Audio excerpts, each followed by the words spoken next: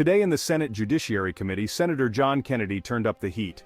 His tough questioning of nominees Becerra, Sheriff, and Leibowitz challenged their views on race, the ABA, and free speech.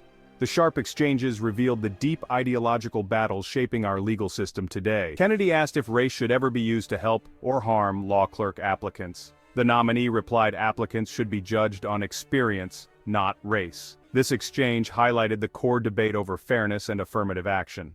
Thank you, Mr. Chairman. Mr. Sheriff, I'm a little confused by some of the answers, but let me ask Senator Badia's question a different way.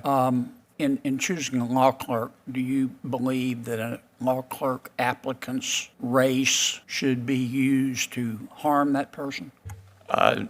Neither to harm nor benefit, Senator. I believe that applicants should be considered based on their background and experience. So you don't think a person's race should be used to harm them? Correct, Senator. You think a person's race should be used to help them? Not in that context, Senator, no. Okay. Raise your hand, please, for me if you're a dues-paying member of the American Bar Association. So 2 out of 6 are members. Judge Becerra, why aren't you a member? Senator, I was a member for many years of the American Bar Association. Why'd you get out? Honestly, Senator, when I was a member, my law firm paid the dues. Yeah. And so I don't pay the dues for the American Bar Association, but I was very involved. Find it irrelevant and not worth the money? No, sir. As you know from my record, I actually co-chaired the section of litigation for a number of years, and I thought it was very beneficial as a lawyer. But it wasn't important enough to you to pay yourself? It wasn't so much that, Senator. It's just that many of the benefits of the American Bar Association, at least for judges, I'm already participating in what the administrative offices provide with training, which is really what I was doing as a lawyer. So it was beneficial to you if somebody else paid for it? No, sir. It's just that as a lawyer, I used it primarily for legal education. Okay. And as a judge... I don't want to spend too much time on this. Just for the record, 2 out of 6 of our nominees today have chosen to be dues-paying members of the American Bar Association. Kennedy shifted to professional affiliations. Only 2 of 6 nominees admitted to being ABA members. He grilled one nominee on leaving the ABA, noting it was easy to stay when the law firm paid, but not when it was personal. Then, Kennedy zeroed in on Sheriff's ACLU membership, pressed about donations, and if Sheriff agreed with the ACLU's claims about policing and ICE. Sheriff dodged, refusing a clear answer. For more bold questions, subscribe to Capital Conservatives. Mr. Sheriff, how long have you been a member of the ACLU? Senator, I believe I first contributed in 2019. And how much money have you given them? I believe it's approximately $100, $120 a year. I'm sorry. A year? Yes. Okay. And why did you first decide to contribute to them? Senator, I contribute to just briefly charitable organizations. They work on First Amendment issues. Now, you're a member of the ACLU of Southern California. That's correct. All right. A couple years ago, the ACLU of Southern California put out a statement. They said that U.S. policing has, quote, historical roots in slave patrols, close quote. And the ACLU chapter of Southern California went on to say that police presence has, quote, devastating and discriminatory impacts on tens of thousands of California students, close quote. You agree with that? Senator, I'm not familiar with that letter. I have never seen that letter. But I just read it to you. Do you agree with what that letter said? I don't have information relevant to that. You don't agree with it, or you do agree with it? I can talk to my experience in law enforcement. No, sir, I'm asking you if you disagree with the statement of an organization that you chose to join. Right, Senator. As an assistant United States attorney. I understand, Senator.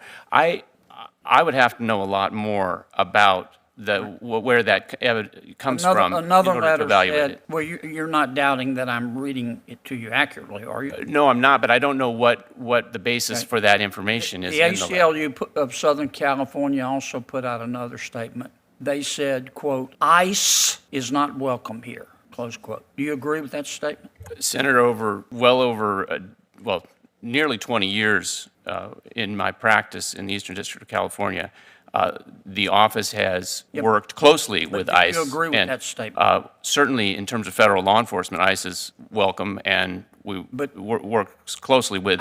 Maybe I'm not being clear. Do you agree or disagree with the statement that ICE should be welcome in California? I believe that ICE carries out a legitimate legitimate function under federal law. I understand. Give me one more minute. Kennedy asked Leibowitz the pressing question, where does free speech end and dangerous conduct begin? He noted that some in academia push diversity alongside harmful rhetoric. Are such views protected under the Constitution? Leibowitz quoted the First Amendment, allowing people to be moral idiots. He stressed the line between protected speech and punishable conduct. This wasn't just another Senate hearing. It showed how ideology shapes our institutions, like the ABA, ACLU, and even university debates. Mr. Chairman, let me ask Mr. Leibowitz. I want to ask your It's a constitutional question. I think we now understand that there's some people in America, and I dare say many of our college students and college professors, who believe, my words, not theirs, but this is what I see, who believe in diversity, equity, inclusion, and the right to kill Jews. To what extent is that point of view protected by the Constitution, and what, if any, limits are there on that point of view? Senator, I very much appreciate the question. Especially the times that we're living in. First, as your former colleague and now the president of one of the great universities in this country, the University of Florida, said that the First Amendment gives people the absolute right to be abject moral idiots. And Senator Ben Sasse, now President Sasse. So does the Senate.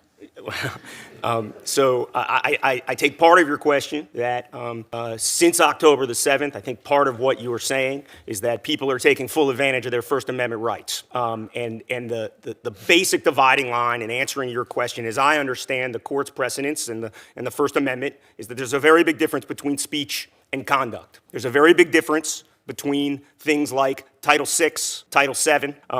Let me stop you because I don't want to go too far over. Yes. I think you've made the correct distinction between speech and conduct. If I could have just 30 more seconds. Could the U.S. Department of Education, if a college professor crosses that line between speech and conduct, could President Biden's Department of Education withhold their federal funding? Senator, I'm going to only be able to quickly answer part of your question. First of all, I do believe that part of the way you phrased it, I'm precluded from answering it because of the canons of judicial ethics, because there are live cases now and live statements now, as I understand it. There are live cases being brought under federal law tracking exactly what you're saying, and I'm not sure if the President's Department of Education wants to weigh into that or not, but if they did and that case came before me, I wouldn't want my comments today to be viewed as prejudging them. Thank you, Mr. Chairman. Thank you, Senator.